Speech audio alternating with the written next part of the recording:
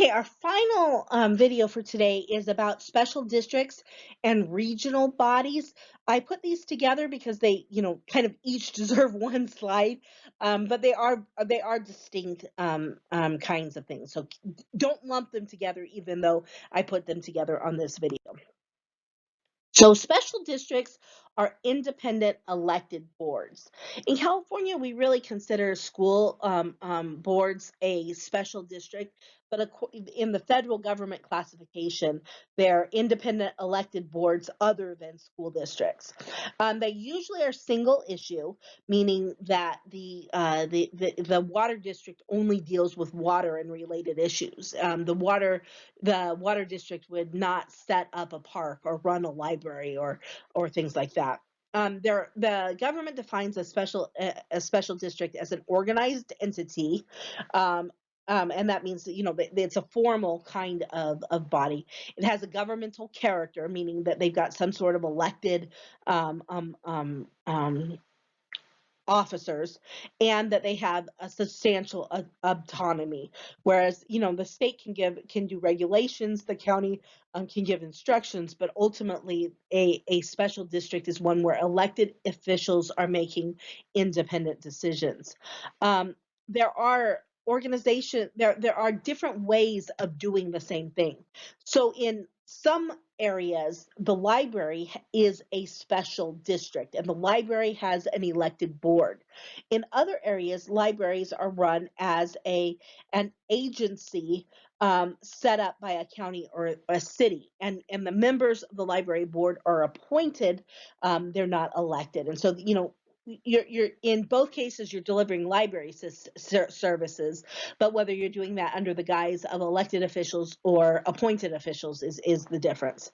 um, Special districts can be larger, smaller, or the same as the county. You can have like in Orange County we have 5 different water districts, but you don't have to do it that way. You could have a water district that, an Orange County water district, or you could have a Southern California water district. In fact, up north in Northern California, some of the water districts cover multiple counties because the counties are small and not very populous. So there's a variety of ways to set them up. You do not have to set them up to um, overlap with another jurisdiction.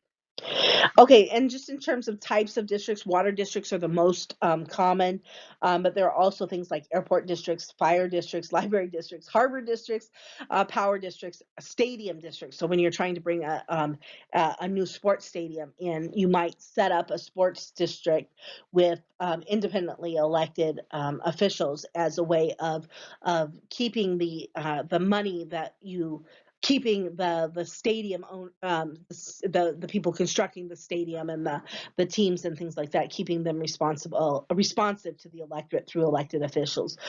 You can literally set up just about any kind of district for something providing a public service. Okay, talk about regional bodies, and I don't want you to think that these are the same as special districts. It's just that the two videos didn't make a lot of sense to do on their own. And so one of the things that we really have to understand is that metro areas have joint needs. You want to be able to drive right up to the end of the Orange County line and keep going into Los Angeles without any kind of disruption. You don't really want to know when you cross over into Los Angeles County, except for maybe a sign. And it would be a mess if if Orange County did their roads, they made it up to the edge of Los Angeles County, and no road in Los Angeles kind of up from there.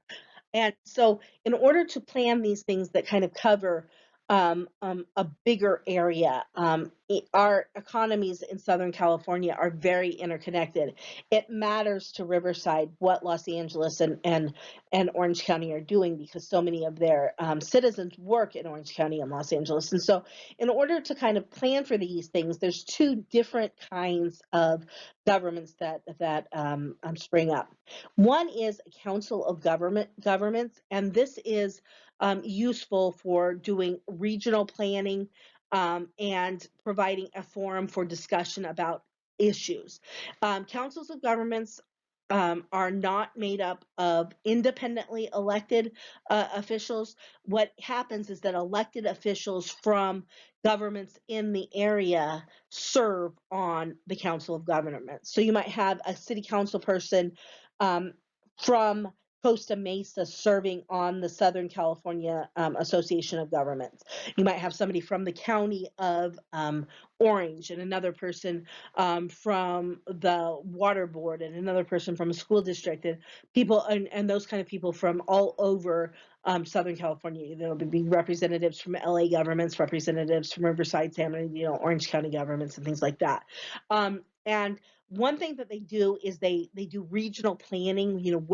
What are we going to do? How are we going to proceed? What are our joint issues? And the regional planning things are actually decisions that are made that they then take back to their independent governments to implement.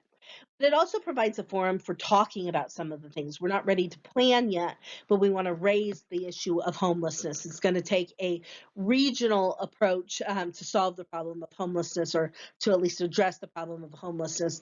If every jurisdiction is planning on their own, we're not going to get the kind of services and the kind of policy we need to actually start impacting the program.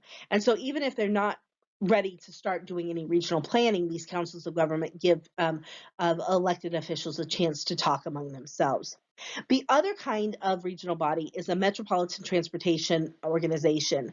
U.S. law requires that urban areas greater than 50,000 people have a metropolitan transportation organization. So, Southern California has got like 18 million people under one MTO. But anything over 50,000 needs one. These are not elected by citizens, except in Portland, Oregon. Portland's different. But in every other metropolitan transportation organization, the officials are either elected officials from other jurisdictions or appointed people. They manage the regional transportation plan and the transportation improvement programs. And they're responsible for kind of coordinating mass transit in an area, planning what roads have priority for being fixed, where the priority should be for any new road funding and things like that. The reason that we have these is because in the Transportation Act, the Federal Transportation Act of 1962, mandated it so that we wouldn't have local jurisdictions kind of doing things that didn't work. Another thing that MTOs have to do is protect air quality. And so when you build a new road, they have to do an impact study on how that will affect the air quality in the area. One of the big reasons why we don't have the same kind of smog that we used to have in Southern California is because our MTOs have done a fairly good job at putting in place some regulations and some plans to get